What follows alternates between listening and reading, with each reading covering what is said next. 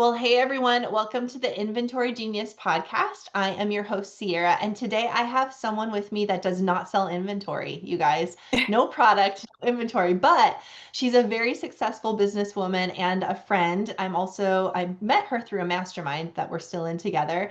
But I asked her to come on and share with us today about simplifying your business for profitability. And I'm really excited to speak with Diana from Chasing Linen. Welcome. Thank you. I'm so excited to be here. So first, tell us what you do. Like, what is Chasing Linen? Tell us a little bit about your business. Yes. So Chasing Linen is an art brand, I would say, at the core. It has shifted over the last 10 years, which I'm sure we'll talk about.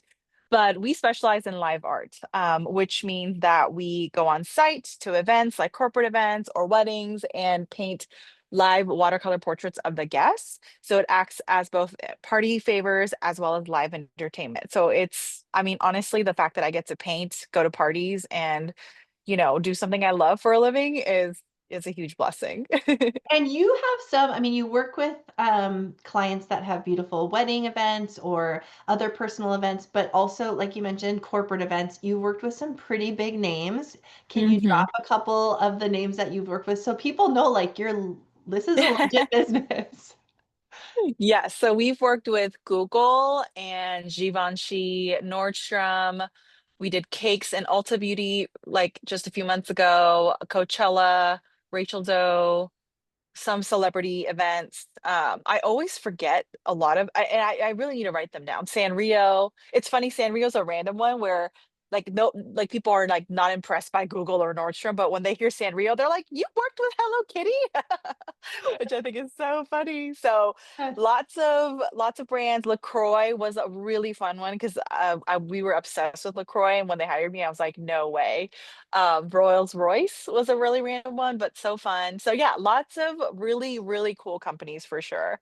That's awesome. Oh, And and like, Michaels, of course. oh, Can't of forget course. Michaels. Yes. I love it. So, if nothing else, you guys absolutely have to follow Diana's Instagram. It's just fun to see her beautiful art and her family and how she incorporates really making people feel seen and heard through her art and live art business. But today I want to talk about simplifying down because, like any business, you've been doing this for a decade. And as we progress in business, it just gets more complicated. We start to add additional revenue streams as we see opportunities. And so you had Mhm. come to a place when I met you a few years ago where you had multiple facets. So tell us where you were with the different revenue streams. And then let's talk about how you started to work through possibly simplifying back down to what you truly do best. Yes. So in the very beginning, Chasing Linen was actually a card and greeting card and print shop. And so I sold I was an inventory based business. So I did Yep. have that. I literally, Sierra, printed, cut like every single one myself. It was, and remember, greeting cards are like $4.50. And people are like, "Oh my gosh, that's so expensive." And I'm like, "Oh my gosh, you're crushing me." Yes. But but yes, that's what I started off as. And then I got asked to do wedding invitations and custom paintings. And so I went into that. And then from there, I got asked to do events. So I actually started doing workshops first, teaching watercolor workshops and classes, which I did do that before I started my business. So it was a very easy transition. And then from there, my very first live art client was Janie and Jack, which is if Oh, you're a yes. mom. Yeah, Yes. they were like the very first. And it was really cool because the contact that reached out to me didn't tell me who the client was. She was a PR agency person. And she's like, "We have a client of ours where you just want a live artist. Can you bring your second artist to this Hollywood hotel and we'll just do it there?" I'm like, "Yeah, I will bring my second artist and absolutely, totally could do this service for you." This was non-existent. I did not know what Okay. I was doing. But I will say, like, I will say, like, I don't want to come across as like I've never done this before. I have years of live painting experience. It was just never in the context of doing watercolor portraits live. I have done Sure. watercolor portraits and live painting, but not together. And I was just like, surely I can figure this out in a month or two. And surely I can find and train another artist to have the exact same style. So I said yes, and that event was the coolest thing. We had a celebrity guest. I don't know if you know Tia Mowry from Sister Sister, like Yes. Sister Sister, but she was the celebrity guest. She ended up hiring me for her son's birthday party a week after. That got featured on People magazine. So it just was like such a God-given, like landed on my lap kind of a situation. Was not looking for it. This did not exist. And I didn't even know anyone who did what I was doing for years, actually, not just at that event, for years after. But what was really cool was I had hired my friend, who I roomed with back when I was in art school. And at the end of the event, we had complete different reactions. Like I was lit up, like I just felt so filled. All the things that kind of was like the downside of working as an artist is I don't see anyone. I don't get to talk to Yeah. anyone. When I deliver the artwork, I don't know how they respond. Do they like it? Do they not like it? I want to know. But live art was, and also the working under pressure. I love deadlines. I feel like you're like that too. Okay. I just Yep. love deadlines, love working under pressure. And I love the clean, like I'm done with this project fully, not like, is it Yes. done? Is it not done? And just getting the live feedback, people getting excited to see the process, like all of it. I was like, oh, I love this. This is like literally perfect, like perfect of all the things that I'm looking for. Whereas my friend was like, oh my gosh, that was the worst, right? Like she kind of actually, we got in the car Interesting. and she said the exact opposite. She's like, oh, I hated that people were looking at us. Oh, I hated that. I got so anxious when people would take their portraits. And I was like, oh, wow, that is so interesting. Like, so it really reminded me that, we are all created so differently. And maybe this is the Yeah. perfect job for me. Like, I thought at first that this is a dream job for everybody, but I was like, oh, maybe this is actually a unique skill set that I have that I also enjoy, and maybe this could be the thing that, I mean, honestly, I wasn't expecting this to become my main thing. I just thought, oh, what a cool thing to add Yeah. to my many streams of income. And, at that time, I can't remember, maybe it was 2016. I was so proud to have like 8 streams of income. Yeah. Um, and then I got pregnant in 2019, had a baby in 2020. And so I launched my first online course. I had done like partnership courses with other people before, but this was my first online course. And I'm really thankful for that because that was COVID. No events happened for, 2 years. And so it was really also like perfect timing. And I also love teaching as well, did like a lot of online stuff. But at the core, I was like, oh, postpartum, moved to a new country, became a first time mom, so wanting to be around people, and luckily, events started to trickle back and it kind of exploded. I feel like after COVID, it was just like people were dying to have in person Yeah. moments. And so when I stepped back into that, that's when I had to do another cut. Oh, I'm sorry, I didn't even go through all the things. So as I was focusing on live art, I did drop wedding invitations. I dropped stationery. I dropped linen banners. I mean, I literally did so many random things. I can't even calligraphy, like all of those things. Actually, the calligraphy one was a practical reason. It's because calligraphy requires a lot of your hand coordination, and it actually started to give me like Okay. tennis elbow. So I had to Okay. kind of choose between calligraphy or live art, or calligraphy versus watercolor. And watercolor is very like fluid and loose. So I was like, I have to, in order to preserve my wrist, I need to choose live art. And I also love it, the in-person activations and stuff like that. So over, in the span of like 2014 when I first started to 2024 last year, I picked up and dropped a lot of things. In the beginning, I Yeah. picked up everything. I was like, I'm going to pick this up. I'm going to pick this up. I'm going to pick this up. And I found myself having all these things that were on my plate that I couldn't do any of them super well or Yeah. really strategize to grow one stream because my mind was split. Oh, also, Sierra, I forgot to tell you, I also had a podcast and I hosted an in-person conference. Oh, Um, okay. I did not know this. yes. It was a 50-person attendee conference. It was so much fun. And also teaching workshops. So literally I worked Monday through Friday doing wedding invitations, commissions, and then Saturday, Sundays doing workshops and or live art. And so it was 7 days a week, 40 plus hours a week, every day. Like I had no time off. And so I was like, what would it look like? And plus I had a baby, right? And so that really forces you to prioritize Yes. and look at what is the thing that really brings me joy. And one of the things that I love about live art is that it's very project based. I love the start and the end date of Yeah. things, and I love completing things fully. And I love just that nature of that. And so that was one of the big ones, is that, okay, I can sprint right now and then I can rest right now, just like being an athlete, right? We talked about Yeah. this with Ironman and things like that. So yeah, so that's when I cut it down. And then I had to do another cut recently with through the help of my mastermind ladies, including Ciara. I think you especially were like, you should get rid of this thing.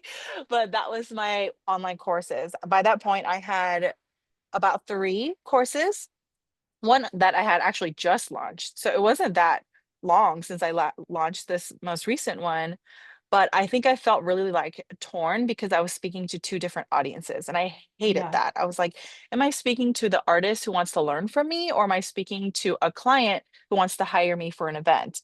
And I'm Yeah. not saying that you can't do both. You can do both. But I also was going into homeschooling my kid, and we travel a lot. That's one of the things I really love about this lifestyle, is that my husband and I are business owners with flexible schedules. So it's like, I came to the table at my mastermind retreat and I was like, look, this is what's going on. And I feel like I'm entering the season of like, okay, one of these things needs to drop, And, you know, we both talked about that book, 10x is easier than 2x. And in that book, they say that 20% of what you do drives 80% of your results. And I kid you not, that was like almost the exact same numbers, except my revenue for my courses were even under 20%, Sierra. I kid you not. But it took up 80% of my brain space and my time Yeah. Yeah. because, yeah, it's just, and it reminded me of the things that I hate. Like, I love teaching, but I hate all the online things like the tracking and the Thrive cart and the techie things. I'm like, I'm not a techie person. Like, I just Yeah. like, like that's why I do watercolor instead of like iPad art, And Yes. so it required a lot of those things. And I was like, you know what, even when I'm looking at the profits, it just makes no sense. And so I decided to cut that off.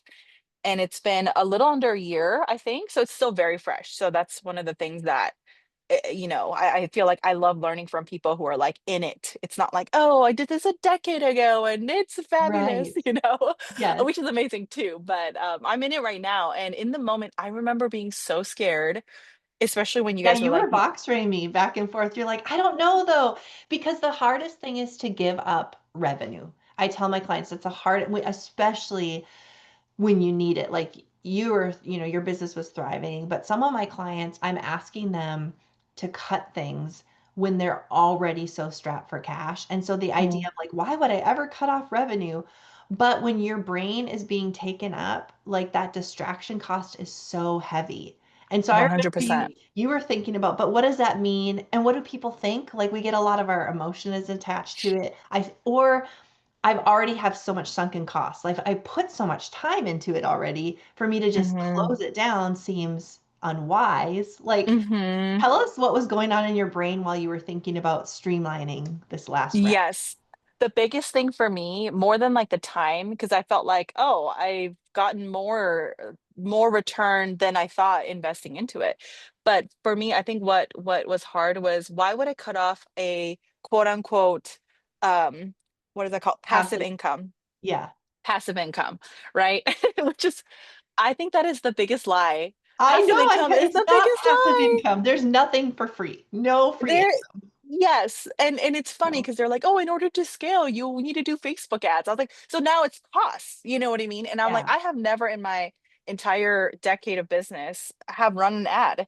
And this is what I'm talking about. This is the stuff I hate. I don't like that. Like, one of the things I love about my business is that at a live event, while I'm doing and being paid to be there, I am advertising for free. Like, people pick me up at events, and with online courses, it's not like that. It's like you have to get in front of new audiences. And I love, like, I tried so hard, Sierra, because I know there's so many people that I look up to personally that thrive in that kind of situation. And I was like, surely if they can do it, I can do it too. And I just kind of got to the point, and maybe it would have been different. Maybe it would have been different if it was worth the cost.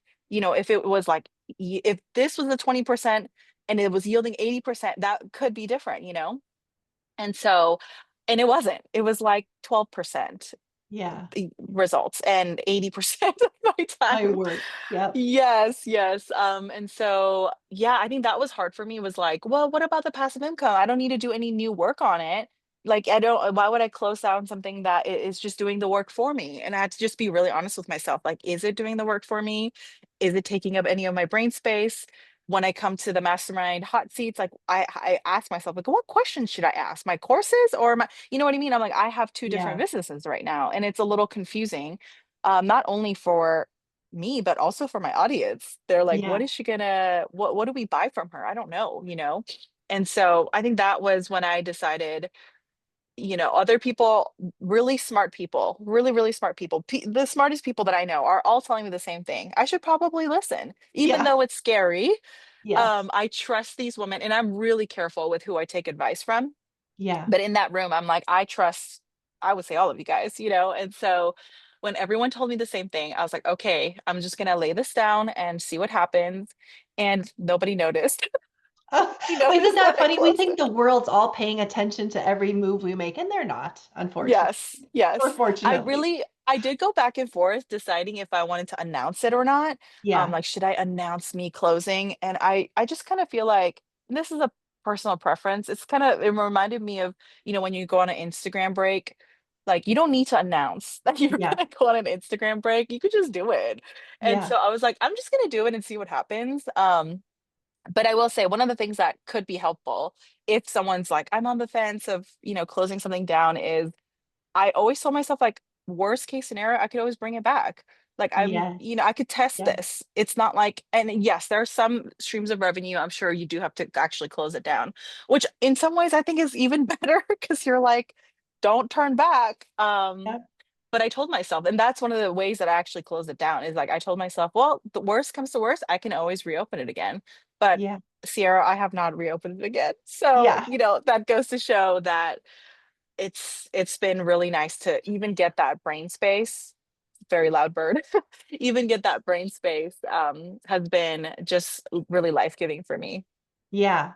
And the minute you did that, made that decision, so the decision's made, it's like it opens up a whole new opportunity to think big again.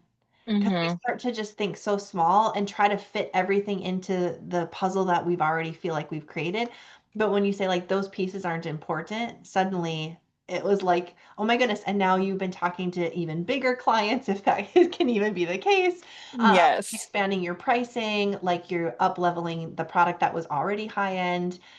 I Yeah. feel like that came from just like, this is what I'm all in on. So I'm going to be Hmm. all in on it. Would you say that's Yes. true? 100%. I feel like when I closed that door, all of these like new creative ideas started to like pour into my brain towards my live art business and how I can best serve those clients.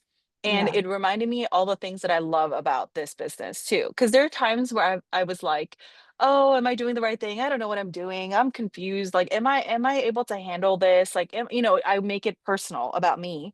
But I feel like the more you cut, you're like, actually, it's not me that was the bottleneck. It was this. Or Yeah. actually, I'm reminded why I love my business. What are the things? And yes, I'm not saying that you have to love every aspect of your business. That's, it's like owning a home. There's not 100% thing that you'll love as Yes. grateful as you are for your business and your home and things like that.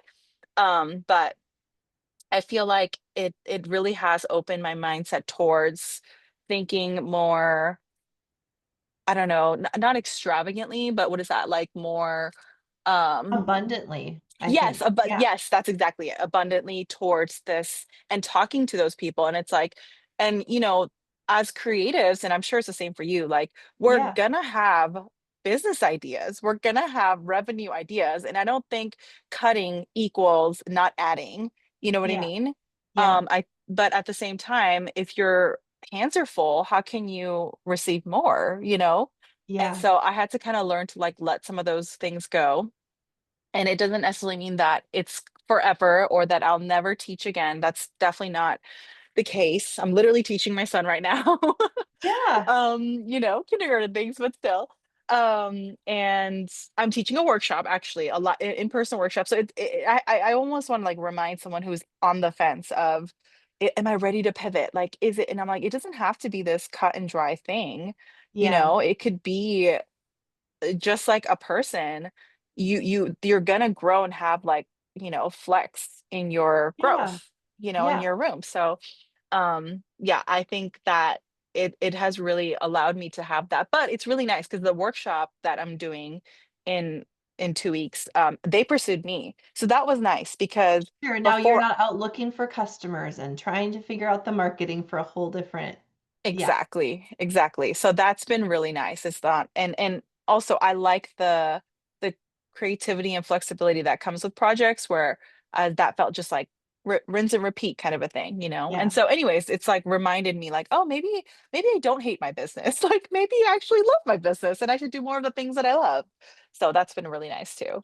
It reminds me of like pruning any type of plant, and I am as far as you can get from a green thumb. But I do have sweet potato vine, which kind of grows on its own, I will say. Oh, I love So it. I have these beautiful pots of sweet potato vine in the backyard, and they were flourishing. They looked beautiful. And then all of a sudden, I was still watering them, doing all, taking care of them, and they started to turn like yellow instead of green.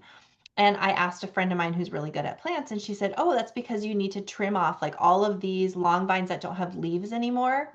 They're like Mm, taking the nutrients from the rest of the plant." So she's like, "Go in, trim that all out. It feels bad because it feels like you're making your beautiful plant so much mm, smaller. Why would I get rid of it?" But I did it, and like within a week, it all these new buds, and it just like bushed out and got all green again. And I think that's what we have to do with our business. Like we have to cut mm. out the stuff that is not truly serving us so that there's more vitamins, abundance, like efficiency that can happen with the stuff that we are actually called to do or what's actually Yeah, working. yeah. I mean, isn't it so cool that like the answer is right there in nature? Yes. You don't need to go and, like search. I mean, yes, podcasts and webinars and courses are all helpful, but I'm like, literally go look at your yard, go Yeah. walk How do you in the take care of nature. things? Yeah. Yes, Yeah. yes, it's so good. It's like the basic things. Yes. And I think Yeah. it reminds me of my my humanity in like a really good way because when you first start your business, you go into it relatively positive, Yes. you know, Hopeful. hopeful, you're like bright-eyed, we all know what that feels like, which is amazing. You should. But then you realize like, holy crap, I'm bad at so many things. Yes. Like I'm actually not an expert. Like I have to do all of these things as a business owner in the beginning. And I think the business owners that make it past, whatever that year, I think it's like year 2 or maybe even year 4, are the business owners that learn to delegate and learn to prune and learn to cut and learn to focus and learn to figure out like what what what am I actually like serving? What problem am I solving? Not problems, what problem, Yes. period, Yep. singular, am I solving? And I also find that the biggest problem that you solve is what typically brings you the most joy and fulfillment as well. And it also Yeah. aligns somehow magically with your strengths and not Yep. your weaknesses. So I think that is really special. It is. Yeah. Oh my goodness. It's so fun to visit with you, Diana. Thank you for taking time to do this podcast. I know it'll be helpful because I tell people, my clients all the time, like, you need to cut, you need to, it's just, it can be really scary. And so I think it's just so encouraging to hear it from someone who did it and is really glad that they made that choice.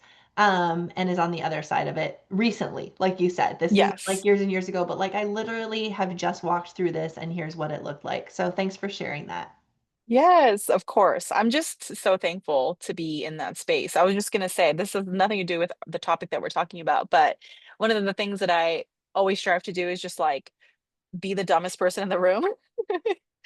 And I feel that way when I'm in that mastermind group. I'm like, I am the youngest, the freshest, the dumbest, and I am the luckiest by far. And I'm sorry to say that, Sierra, but I'm the luckiest one in the room. Oh, And I say that as the best compliment. well, it's kind of funny because after our last get together, I shared with a couple ladies, I don't feel like I fit here. And then I came and they were like, "What?" I don't feel like I fit here. And then I came back and I was speaking with one of the other gals. I said, how are you doing? She seemed kind of quiet. It was the second day. I'm like, how are you feeling? She's like, I'm actually feeling very overwhelmed and like I don't belong here. And I was like, well, fancy that. Because, and I think that's the room that you want to be in, where everyone Mhm. is stretching, growing, pushing each other, Yeah. willing to be humble enough to ask questions and to listen. So it's a good group that you and I have been honored to be in. And that's what I want for Yes. everyone listening. Like you have to find a table to sit at where you are not Mhm. the smartest, but that you still have something to contribute because there's something Mhm. super powerful about that as a business owner too. Yeah, it's just about showing up. I mean, even taking Yeah. the action and the time to think through your revenue sources Yeah. is, like you should applaud yourself. Even if you haven't done it yet, like you should pat yourself on the back and be like, I'm thinking big things. I'm thinking about Yes. the big decision-making things in my business, and I'm proud to show up today and even spend that time investing in that, you know? Yeah. Yeah. Because so many don't, which is so sad. Exactly. Yeah. Exactly. I Exactly. love it. Okay. So where can we find you on Instagram to see your beautiful paintings? Yeah, so my Instagram is Diana A. Wren. Both names are spelled uniquely. So it's DIANUH AERIN. And then my business Instagram is Chasing Linen. So chasing like, you're chasing somebody and linen like the fabric. And so yeah, it's Diana A. Wren and Chasing Linen on Instagram. And then our website is chasinglinen.com. And if anyone listening has, I mean, there's so many of you listeners, you have amazing contacts. I know you know people doing beautiful weddings coming up. You should hire Diana. I had her come in to my mastermind group about a year ago and paint everyone. It was the highlight. Like, yes, we learned all the things, but for them to go home with their beautiful painting of themselves, it's just a really unique gift. So if you are, in the know of anyone who would love her services, make sure to reach out and see if you can book her. Yes. And Ciara, I was gonna say, your event was the first mastermind retreat I've ever done, but Okay. now I've done two more and I'm gonna do another one. And so I just think that's so fun. I was like, that is just so fun. I get to be surrounded by brilliant business owners. It's so Yeah. anyways, I just want to say thank you for that first opportunity. Yeah, it was awesome. And hopefully we can have you back again. I know my people loved Yes. it. All right, everybody. Thank you so much for tuning in. I will put all of Diana's links in the show notes. So if you're driving or behind the counter and can't write down, they'll be in the show notes for you. We'll see you all next week. Bye for now.